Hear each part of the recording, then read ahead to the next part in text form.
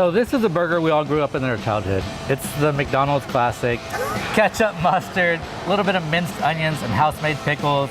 I just elevated the McDonald's burger we all grew up with. We just made it better. Take that, McDonald's. Yeah, we got your burger and made it better. So what do you call it, though, on the menu? The standard. The standard. It's what everyone's chasing. There we go. The standard. That's the bite. Oh, come on. Give us a push. Bam. That's a double bam. That is so good. I want it. That looks phenomenal. I want it. We do this all the time. Thick or smash burgers? Oh, smash burgers all the way. Yeah. And usually I'm not a ketchup on your burger kind of girl. Like I like just like, mayo, avocado. But that I like that it was like fancy over here. I like that it was a reference to the McDonald's burgers. Yeah, it's like McDonald's elevated. but better. Nice. Fantastic. All right, if it's a good burger, you don't need anything on it. But that's neither here nor there. 8:57, 64 degrees out. Still ahead on GMSA at 9. Netflix is looking to save around $300 million this year. What they've got planned for the rest of the year, that's coming up. And up next, San Antonio firefighters very busy overnight between not only the rain, but a couple house fires. We're going to get you caught up on what's going on in and around the Alamo City.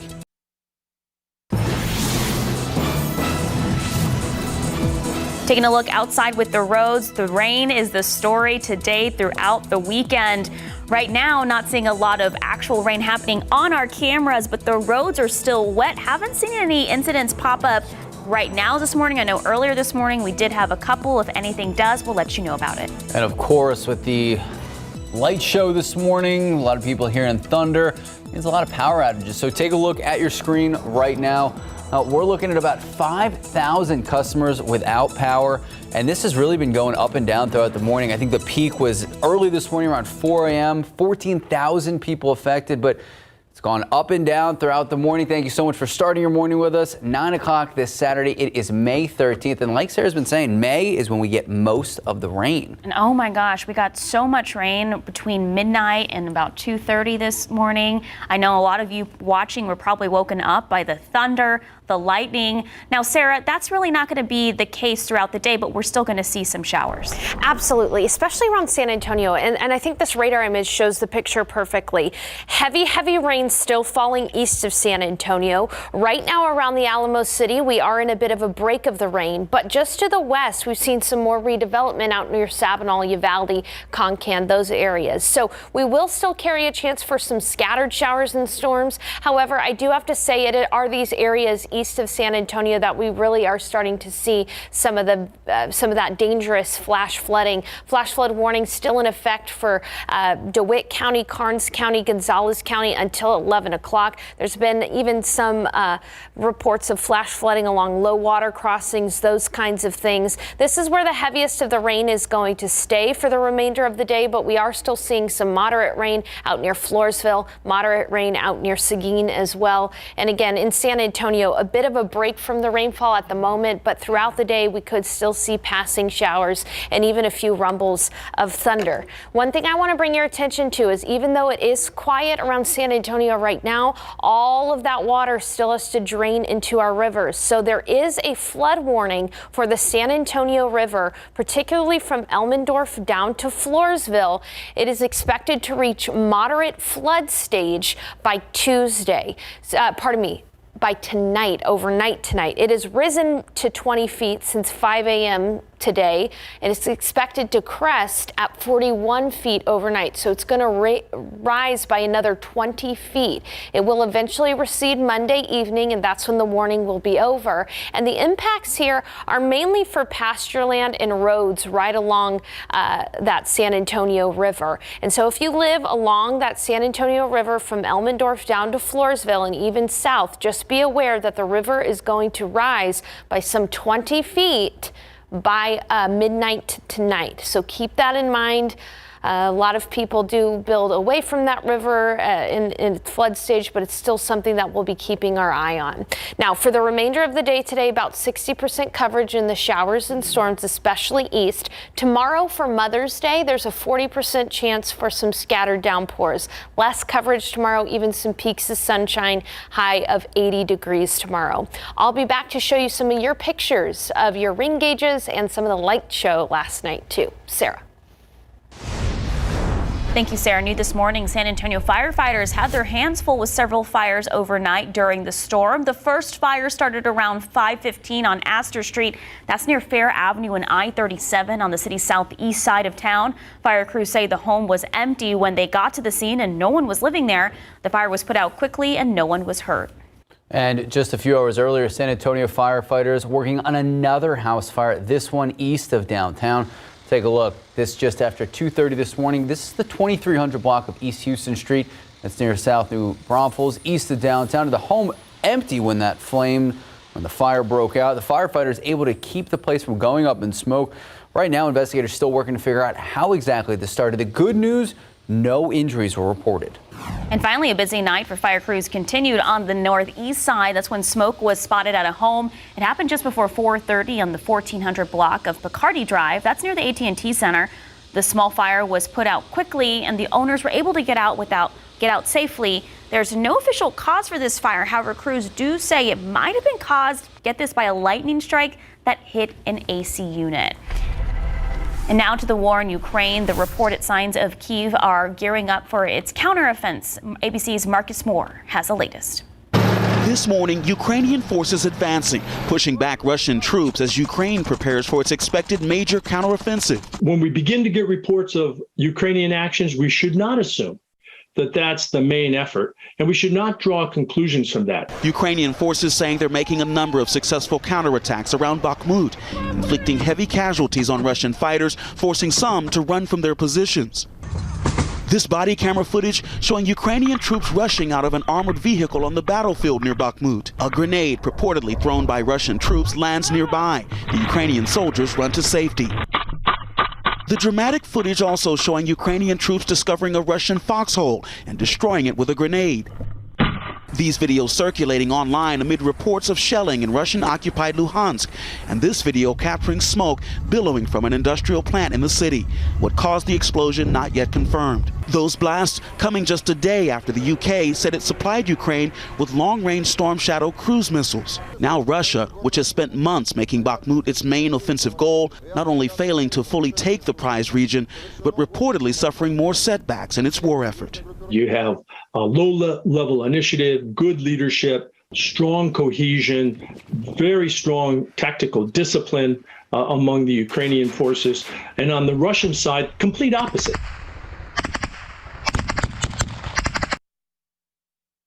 That was Marcus Moore reporting. Well, loud explosions were heard overnight in Gaza as fighting and rockets continue in that area. Israel claims to have struck 2 command centers belonging to senior operatives of the Islamic Jihad terrorist group. And this comes just a day after Israel killed a commander of the terrorist organization. All in the latest wave of attacks. It's also targeted military posts and a mortar launcher in Gaza. At least 33 Palestinians have now died since the fighting began that last week. And in just the last 8 hours, we've learned that Islamic Jihad targets, they actually started shooting rockets at Jerusalem for the first time in this current conflict. Palestinian militants launching rockets towards Jerusalem, Tel Aviv, and Israeli settlements in the West Bank. Texas GOP-led State House has voted to ban gender-affirming care for transgender minors. State lawmakers voted to pass a bill that would prohibit minors from undergoing surgery or taking medication for the purpose of transitioning their biological sex. The legislation does allow doctors to use medication to help wean patients undergoing transitioning off of treatment in a safe manner over a period of time. The bill now heads to the Texas Senate. In your morning consumer news, streaming giant Netflix reportedly looking to cut $300 million in their budget this year. All of this according to a new report from the Wall Street Journal. The Journal reporting that Netflix trying to improve its profitability in an ever-increasingly competitive market. Unlike most of its rivals that are actually still losing money on streaming, Netflix has turned a profit for several years now. Netflix stock up about 17% just this year. Well, Elon Musk is stepping down as CEO of Twitter. He made that announcement yesterday, and he's hired a longtime media executive, Linda Yaccarino, for the job. She's leaving NBC Universal, where she served as chairman for the global advertising and partnerships for 11 years. That's notable because Musk has clashed with mainstream media outlets in the past. He said he hates advertising. Musk says that she is slated to start the job in 6 weeks. In his announcement, Musk said that she will focus primarily on the business operation side of things, while he focuses on product design and the new technology. All right, here we go. Tomorrow is Mother's Day. If you're not ready, get ready. Americans are spending big this year. The National Retail Association and Prosper Insights and Analytics says Sunday, tomorrow, should actually set a new Mother's Day record. This analytics firm predicts that consumers will shell out, guess this, $35.7 billion for moms around the country based on their annual survey. So that's nearly $4 billion more than last year's record high. Most popular gifts, flowers and cards. What do you go the flowers route? Do you do the cards route? Why not both? Gift card route? I don't do gift cards. Yeah, but if it's to like a massage, that's like a true. facial. That's true. I just feel like the gift card, I love gift cards, but I feel like it's so impersonal. You know what I mean? Yeah. Yeah. I give gift cards. I know. Your mom already texted us this morning. Hi, Patty. Thank you for watching. Time now just about 9:10, 64 degrees. Okay, let's take a look outside with live cam. It's going to be kind of just, this is what it's going to look like throughout the day. Those clouds lingering, some showers throughout the day. Sarah Spivey will give us a better breakdown of our forecast for today and tomorrow when we come back. Well, welcome back. I'm meteorologist Sarah Spivey. I wanted to show you some of the pictures you sent in through our KSAT Connect feature on our weather app. Some of your rainfall totals. Take a look at this. This is Hollywood Park, 3.5 inches of rainfall. Very nice there in Hollywood Park. Unfortunately, there were some wind gusts overnight of up to about 60 miles per hour. So unfortunately, there are some downed tree limbs in some areas. Make sure for insurance purposes to write down the date and the time the storms moved through. Storms moved through San Antonio between about midnight and 2. Here's a look at our area inside of Loop 410 on the south side of San Antonio, about 3.5 inches of rain there as well. Alrighty, outside right now it's 65 degrees. Winds are from the east-northeast at about 15 miles per hour. And here is a look at the radar right now. I'm showing you rainfall totals out to the west because some of our western counties did end up getting at least some decent rainfall. Concan area seeing about 2 inches of rain. Uvalde seeing about 2 inches of rainfall as well. Del Rio area about 5 inches of rainfall just to the west of the border. 7 inches of rain nearer to areas like Eagle Pass. So what we're going to do right now is we're going to take a look at the radar that's a little bit closer to San Antonio. And you can see, I'm going to step off here for a second because this hand tracker is not really working that well for me. So what we're going to do is we're going to zoom in here to areas across parts of eastern San Antonio, and you can see there's some isolated showers in eastern San Antonio here between San Antonio and Schertz, but we do have some of that heavier rain out toward Gonzales, Cuero, Yorktown, Kennedy. This is actually where we've got a flash flood warning at the moment. That flash flood warning is in effect until 11 o'clock this morning. Very heavy rain falling over areas in DeWitt County, Gonzales County, and it's these areas that have seen already seen about 3 to 5 inches of rainfall. That's what this area of red is here, about 5 inches of radar estimated rain. Even near Smiley, we've seen close to 6 inches of radar estimated rain. Now around San Antonio, plenty of rainfall there too near Hollywood Park. As we saw earlier, about 3.5 inches of rain, 3 inches of radar estimated rainfall near downtown, 2.5 inches as well. So very good rainfall totals for us.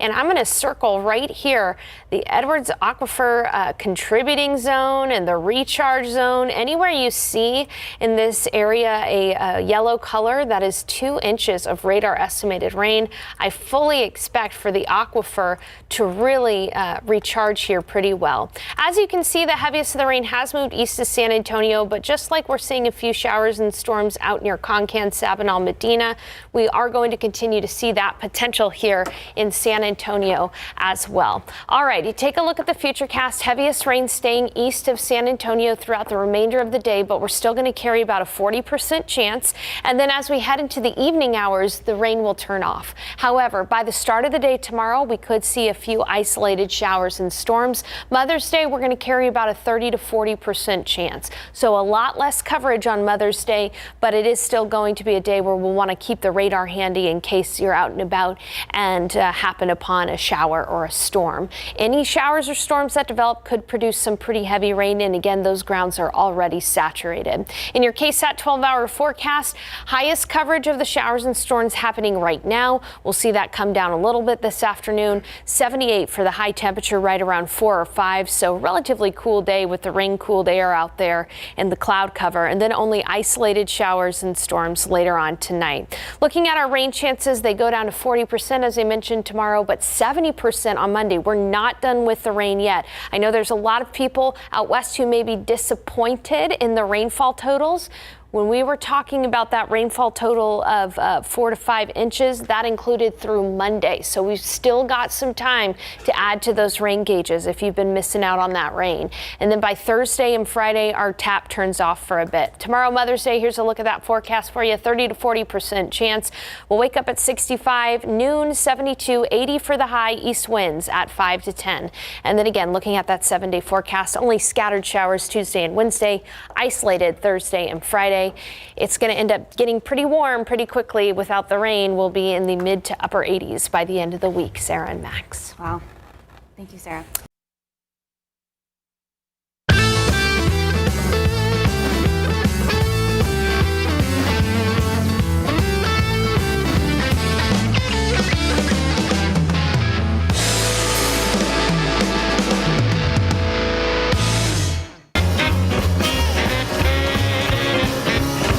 Go check on our onions. These look beautiful. Look at the color on that now.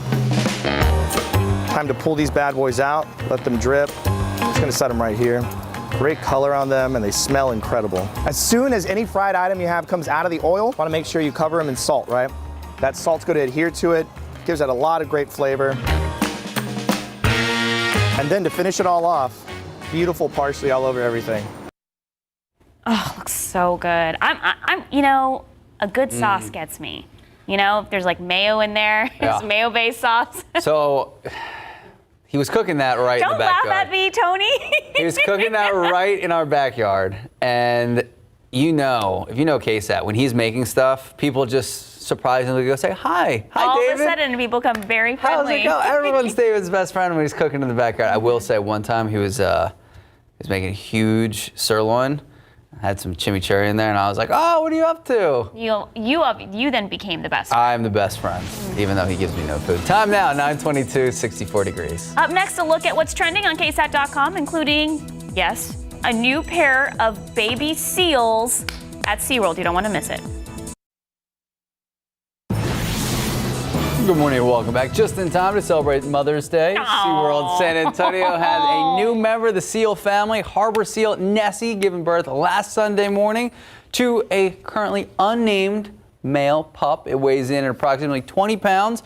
New pup, part of 3 generations of harbor seals at the Pacific Point Preserve, joining grandmother Mackenzie, mom Nessie, and his sister Lucille.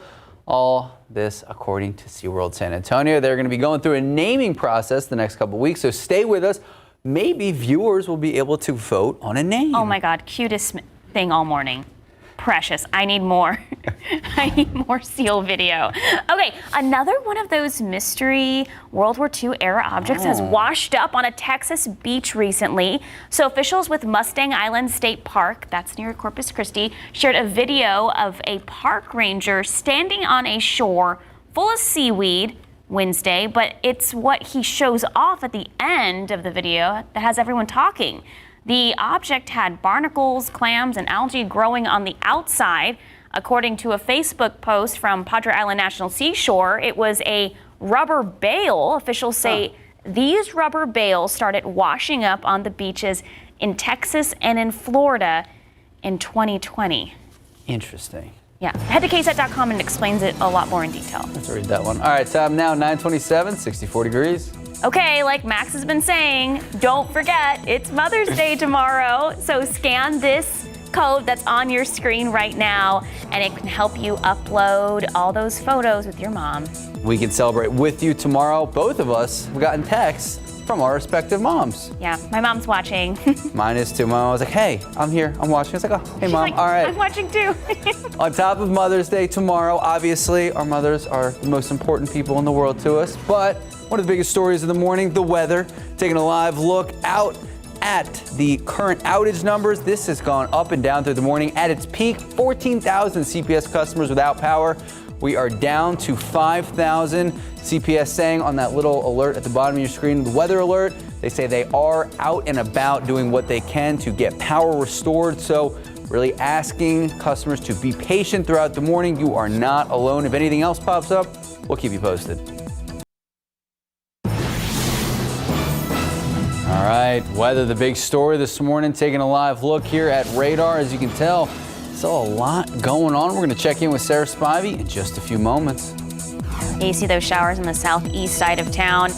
So if you're driving on the road on the southeast side, you may experience some showers, but not all parts of San Antonio are having rain, but the roads still look very wet out there. We haven't really seen any big incidents traffic-wise pop up, but we do know that those areas that are prone to flooding, 90 at General McMullen, you're going to see those issues. So if you know those areas, 90 and 36 also having some issues throughout the morning, but we'll bring you, there's a map on KSAT.com of those areas that tend to flood.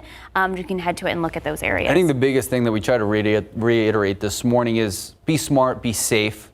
If you see a big puddle or if you see anything like that, don't drive through it. Turn around, don't drown. If you see barricades, don't go around it. But that being said, good morning. It is Saturday. It is May 13th. It has been an eventful morning. If you're like us who were woken up, about midnight, 1 a.m., 2 a.m., the thunder, the lightning. I feel like was peak. The thunder and lightning was really intense. Thank goodness that's not what, for the most part, most of us inside San Antonio are experiencing right now. But first, before we head out to Sarah Spivey, we want to take a look at these power outages, which have been kind of up and down throughout the morning, Max. Right. So, and the crazy part to me is it's so widespread. It's not concentrated in any particular area.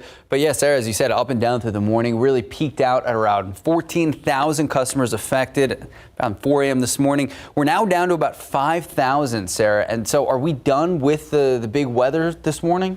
The heaviest of the rain is east of San Antonio, but we will still have a few areas of scattered showers today. And it has been a very good rainfall event for us. We have seen 2.31 inches of rain at the San Antonio International Airport. This is the most rain from a single event since October 13th of 2021. That is 577 days. We desperately needed this rain, and there's more to come too. Take a look at your radar right now. You can see that there are plenty of showers and storms still out east toward Gonzales, Cuero, Floresville, Kennedy. These areas under a flash flood warning until 11 o'clock this morning. Flash flooding is ongoing out east of San Antonio. We had a flash flood warning in San Antonio until 6 a.m. That has since expired. And you can still see that there are some areas of moderate rain for areas in eastern San Antonio. Notice some isolated showers out near Concan and Uvalde.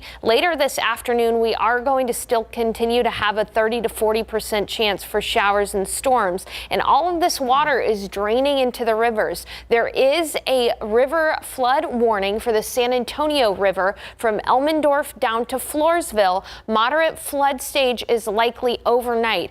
It's forecast to crest to 41 feet. That's a 20-foot jump from right now to later on tonight. It'll eventually recede Monday evening, but if you have pasture land and if you know roads along San Antonio River from Elmendorf to Floresville, know that those may be inundated, so keep that in mind. Here's what we're going to talk about for the rest of the day. We're going to have on and off rain, passing showers and storms. The severe threat is very, very low. Tomorrow for Mother's Day, we'll be dodging a few downpours, about 40% scattered downpours. Not too bad for Mother's Day as long as you have access to a radar. And then on Monday, we're going to have more rain, scattered downpours likely. I have seen a mix of emotions from people. Most people are excited about the rain. Some people wanted more rain.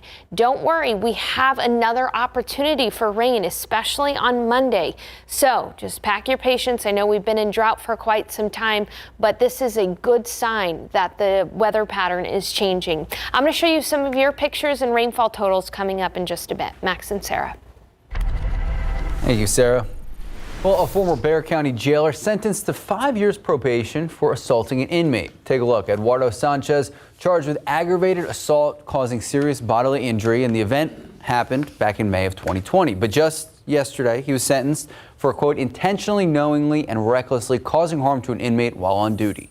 Bexar County Sheriff Javier Salazar says deputies were called to get the inmate under control, and this happened while he was causing a disturbance. One of those deputies who responded was Sanchez, and during the struggle, Sanchez punched the inmate with a pair of handcuffs, injuring his eyes. Now, Sanchez fired by the sheriff's office after being indicted by a grand jury. Meanwhile, a senior airman in the Air Force made a quick stop in the Alamo City, had a U-Haul with all his belongings stolen from him, and was all caught on camera. Take a look. Jerome Taborn is relocating from Louisiana to Nevada. During the move, he decided to stay in San Antonio at his parents' house in the city's northwest side. So what you're looking at your screen right now is the Ring doorbell video. You can see the moment when someone tries tampering with the lock on the U-Haul before getting inside and then driving away. Taborn says his whole life was in that truck. Pretty painful because it's just confirming that the fact that it wasn't an accident, like somebody was out there and they were going through my stuff and they were working hard to get what I had and what I earned, and that pretty much everything that I have. It really hurts people when you take their things and you steal from them. Taborn says he hopes the person who stole his U-Haul will bring his belongings back. If you know anything that can help police find who this person is, take a look at your screen. That's SAPD's non-emergency number. You can call it at 210-207-7273. Well, this morning, as the southern border braces for a potential surge of migrants after the end of Title 42, officials say they haven't yet seen that surge. That's right. So, however, as ABC's Will Carr reports, northern cities are declaring states of emergency with asylum seekers being bussed in. This morning, uncertainty and confusion at the border following the end of Title 42, the COVID-era policy allowing for swift expulsions at the border. No mas.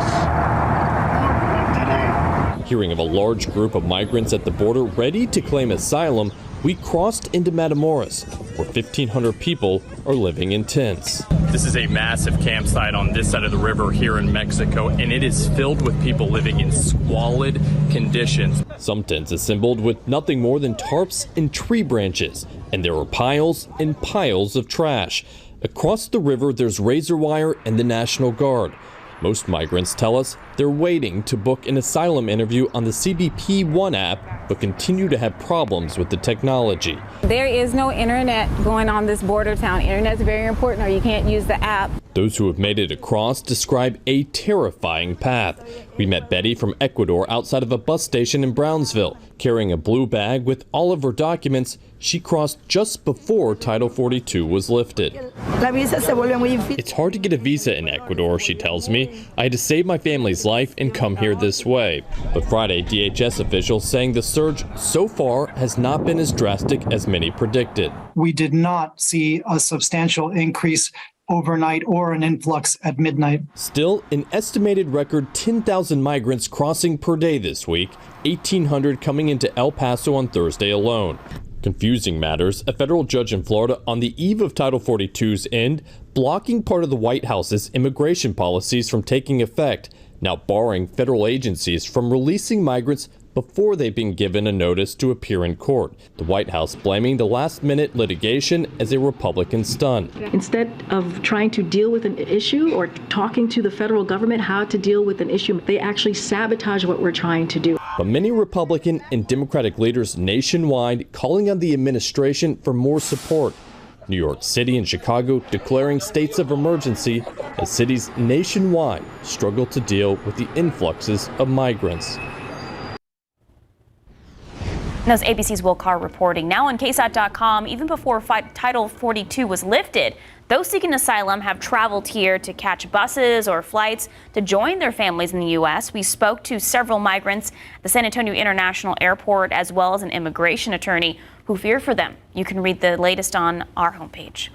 Time now, just about 9:40, 65 degrees out. You want to take another look over at TransGuide. This is 90 at General McMullen. You can see that first responders actually have that lane blocked off. I don't know if this is the whole highway, but I'm not sure if it's eastbound or the westbound lane that is blocked off at this time. But if that is in your route this morning, you're going to want to avoid it. And that's just a lot of ponding happening on the highway, which is something we usually don't see in areas of San Antonio, but we did have a lot of rain overnight. Again, 90 in General McMullen. If that is in your route this morning, you're going to stay clear of that area. All right, let's take a quick live look out at the Alamo City. Look at that. I mean, compared to what we saw this morning, it is calm and quiet out there now. We're going to check in with Sarah Spivey for your full forecast in just a few moments.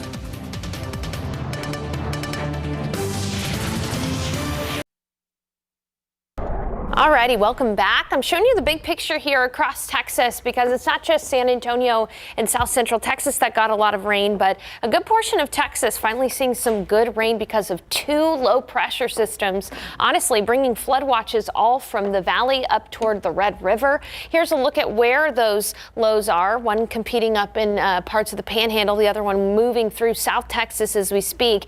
And I got to emphasize this, we are not done with the rain. Now today it does look like we're going to get a little bit of a break this afternoon, just a few passing showers here and there, but this big trough of low pressure over Baja California is going to be moving eastward towards South Central Texas by Monday. So on Monday, we have another chance for widespread heavy rain. When we were talking about those cumulative rainfall totals of 2 to 4 inches, to 6 inches. We were talking about a period of days. So today, though, many people did get 1 to 3 inches of rainfall. We'll talk about that here in a bit. But first, I want to show you the live radar. And I want to talk about an area that is currently experiencing some flooding, potentially life-threatening situation east of San Antonio toward Gonzales, Cuero, Victoria, Edna, and even in Lavaca County near Hallettsville. This is where we have a flash flood warning. Flash flood warning until 11 o'clock because the rain has been non-stop in this area, and it's been very heavy rain too. We are still seeing some moderate rain from New Braunfels down to Seguin, down to Lavernia, and out to Schertz, but a lot of San Antonio entering a bit of a break from the rainfall here for at least the next couple of hours. Let's go ahead though and look at some of these rainfall totals, not only around San Antonio, but also in the area that is dealing with the flash flooding right now. You can see a bullseye here of rainfall. We're going to go ahead and turn off the warning so that we can see this a little bit better. Anywhere you see this red color, that's where 5 inches of rain has fallen. That's why there is some flooding in those areas that are completely saturated. Look at all of this good rain we saw around San Antonio. Anywhere you see yellows, that is 2 to 3 inches of rainfall for the north side, for the west side, for the south side. The southeast side and the east side saw about 1 inch to 1.5 inches to 2 inches of rain. Very good rain regardless. To my friends out west who desperately need the rain as well, many areas saw 1 to 3 inches of rain from Medina down to Uvalde and Sabinal. Bandera, it was about 1.5 inches to 2 inches of rain there. Yeah, 1.5 inches of radar estimated rain. Even further out west, pardon me, toward Del Rio, we can see that there were pockets of 5 inches of rain near Lake Amistad, about 5 inches of rain just to the west of Brackettville as well, and 6 to 7 inches of rain down near Carrizo Springs. More rain is on the way, especially on Monday. But around San Antonio today, we are going to have a little bit of a break. Just a few scattered storms this afternoon. This is a look at noon. You can see that the heaviest of rain will be east, but a few isolated to widely scattered downpours possible. Coverage will be about 40%. And then as we head into Mother's Day tomorrow, not widespread rain, but about 40% coverage as well on Mother's Day, especially in the afternoon. Around San Antonio, afternoon showers and storms are entirely possible, about 30 to 40%. But for the remainder of the day today, seeing that rain continue to push to the east, 70 at noon, a few scattered storms, 40% coverage this afternoon, 78 degrees. Go out, enjoy your day. Just have the radar handy with you and be careful on the roads, which are still seeing some flooding from things like Salado Creek, Leon Creek, and Spots is flooding as well. Otherwise, take a look at those rain chances, seeing them go back up by Monday. And then as we head into Thursday and Friday, that's when things will start to calm down for us. Tomorrow is Mother's Day. Go out, enjoy your time. Know that there are going to be a few downpours, but it's not going to be a washout. 80 degrees for the high with a few peaks of sunshine, east winds at 5 to 10 miles per hour. Putting it all together in the 7-day forecast, you know what? This rain is so good. It is hard to complain about this rain. I mean, the most rain we've seen since October of 2021. Yes, we need it. We need to stock up now before those summer months. I know Medina Lake is dry. I know that Canyon Lake is even down a little bit, but it is very good to see this amount of rain in San Antonio. Thank you, Sarah. Thank you, Sarah. 9:48, 66 degrees. And Sarah, we have a lot going on the roadways. Yeah, so these are the swollen creeks you were talking about, Sarah. This is Salado Creek at 35. This is the Splashtown exit on 35 between BAMC and AT&T. If you live in this area like I do, you know this is the area that always floods. And you can see 90 at Leon Creek. A lot of these are the swollen.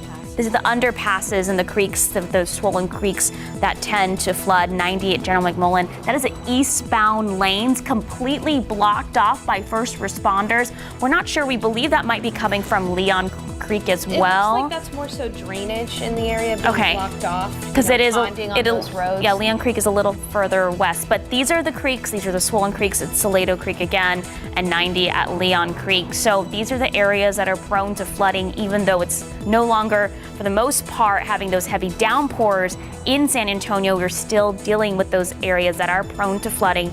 You can head to KSAT.com for a full list of all those areas. And of course, with all the rain, could be good for the plants. That's right. So if you ever wanted to grow your own garden but didn't know where to start, now's your chance. How a local nonprofit helping the community plant roots on the city's east side.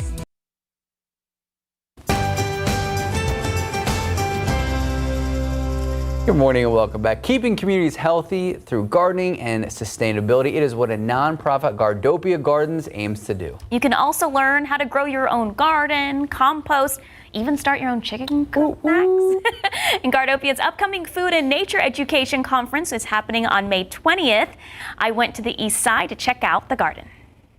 Pollinator flowers, vegetables, fruit trees, and even chickens, all found in the heart of the east side on New Braunfels Avenue. Welcome to Gardopia Gardens, the nonprofit that's been around since 2015. Working with the city of San Antonio, the garden was built for crime prevention through environmental design. Instead of just fencing off a space or policing the problem away, we were engaging the community around healthy living, and that's how this sprouted up.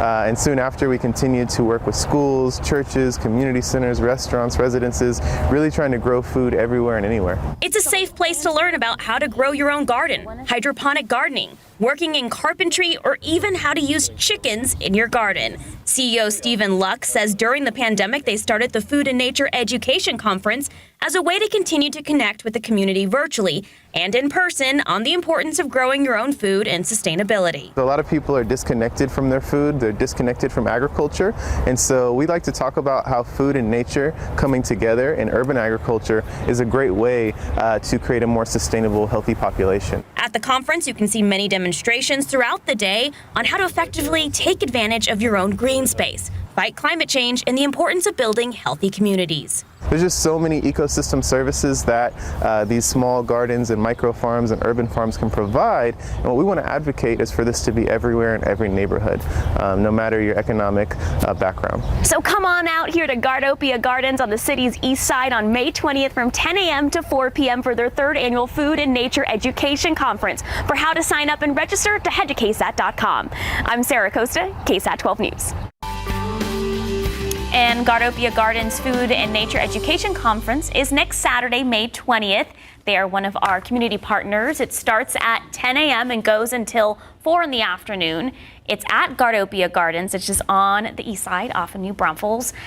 And tickets are $25 for in-person attendees, and the event is free if you watch online. For more on how to register, just head to KSAT.com. All right, time now, 9:55, 65 degrees. Hey, we have a birthday. Before we head to break, we want to wish Hannah Ross happy birthday. Max, how old is she turning? She is turning 104. Hannah, happy birthday. Thank you so much for letting us share it with you. Celebrate accordingly. We'll be right back.